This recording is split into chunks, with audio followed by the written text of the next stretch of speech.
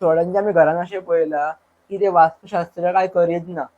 घर बांदलेले आसा घरान सगळी सुखी असतात. थोड्यांचे अशें पळयला की सगळे केल्लेले असतात.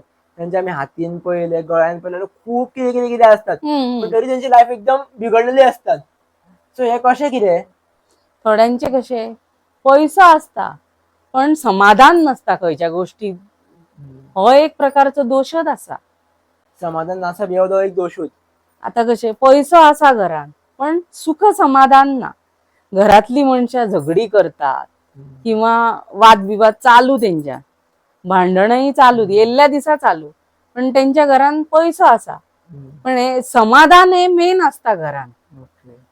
समाधान असले तरच तू त्या वास्तून व्यवस्थित राहू शकता. सदा येयलो उठून झगडी करतात, जेवपाच्या टायमाक झगडी, सकाळी उठलो का झगडी, अशें असले का ते वास्तून रावपाक समाधानी मनीस नसता.